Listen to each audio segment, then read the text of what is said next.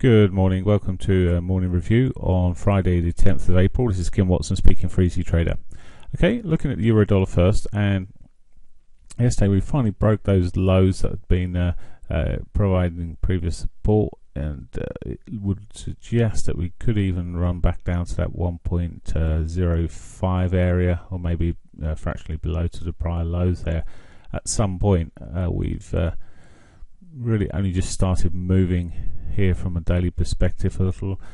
There is an upside target, so if we do see ourselves sort of breaking, there's a trend line running across here somewhere.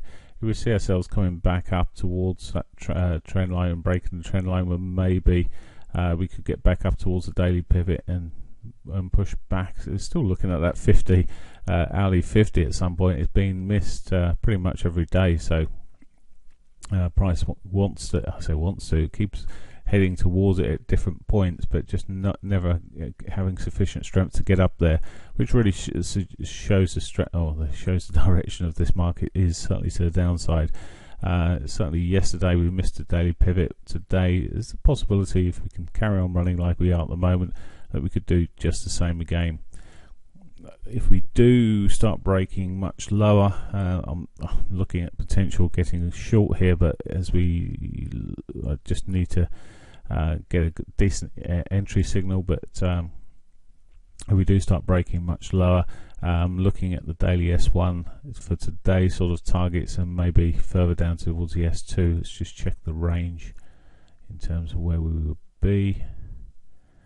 Yeah, S2 may be slightly bigger ask, but we've been seeing some decent runs at the moment, so if it does run down to us, that would be certainly a target I'd be looking for the upside. If we do push up, managed to get any sort of reversal this morning, say daily pivot would be initial target, and then that R1 with the 50 MA. But for now, I'm relatively bearish still with this trend that we're in. Okay, there's the euro. Let's have a look at the pound. A bigger picture, and again it's finally broken out of this range it's been sitting in yesterday, and it could easily run back down towards those prior lows at 146.39 sort of area. At the moment it's done a sort of like a little, well, suggesting actually it could be a bit of divergence running in on this 4 hourly. There is potential for the divergence sitting there, and there is support area. There are some support areas in here. It's just draw my look at where the prior lows were. Could easily run sort of sitting maybe across this sort of region. Certainly just testing these actually prior lows here. It's just the more recent lows are probably more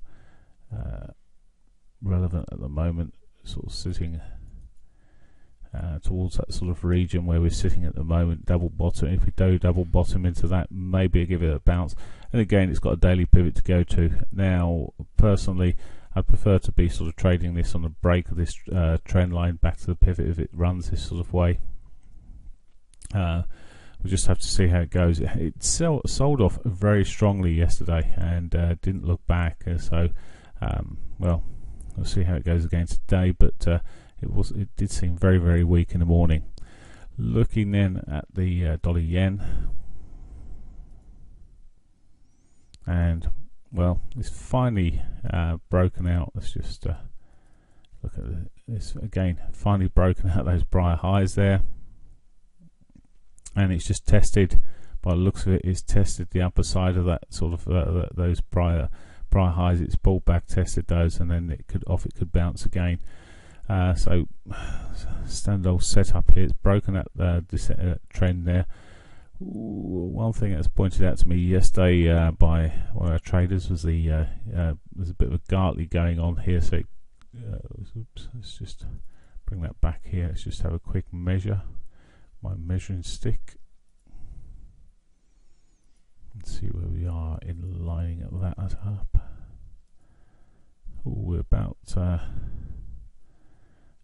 that sort of not too far off the area actually in terms of the setup there. Let's just check here. Yep, it's probably set up actually, and it's just running into a bit of a Gartley. So if we do see You could easily see a continuation to the downside a little bit here. Let's just measure. Now, if it does this, looking target-wise at that 61.8, so around about 119.54 would be a sort of target, which is taking out these lows. Now that's a potential. They do work quite well, but let's see how we run from there. So just watching that, just watch this bounce first. It may recover from this sort of level and push up. So I think really I've just got to be looking. If it gives me some short setups, it gives me I've got a decent target there. For now, we do have the possibility of it coming still back down towards its daily pivot. It's trickling down there at the moment, but it's very slowly here. Let's say it's just testing those prior highs there. So if it just extend that. Oops. There we go. Extend that right. It's just testing those prior highs there. If it can break through those highs, well, it may just come back. It may again. There's a whole level of different highs here. It may just come down to pivot a little bit further, and then find some traction from there. So you've got to be a bit careful expecting it to come down too far. But particularly if the other currencies are start running up. Well, if they do start running up, actually, it will favour it. But if they start dropping, rather, or continue to drop. Aussie dollar, finally. It's been such a mess.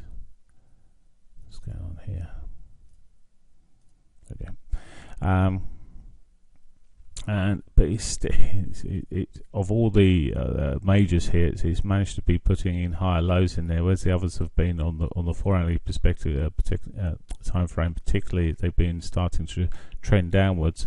This is still in a bit of an upward trend. It's still fighting the case really at the moment. It did run back into that daily 50 just about yesterday. It kissed it 200, etc. It has broken that that trend a little bit. But yet to break properly the lows there. If it starts breaking those lows there, well, then really it's put a lower high in, and we could see it running down at least down towards this sort of region of of 76.57, something in that region would be a target to the downside there.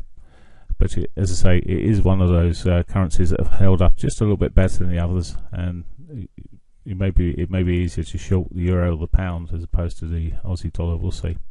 Okay, that's it for me. News-wise today, we do have the manufacturing production figures out at 9:30 for the UK, and then at 1:30 we've got the Canadian employment figures, which may give us a bit of a move as they're coming in really on their own.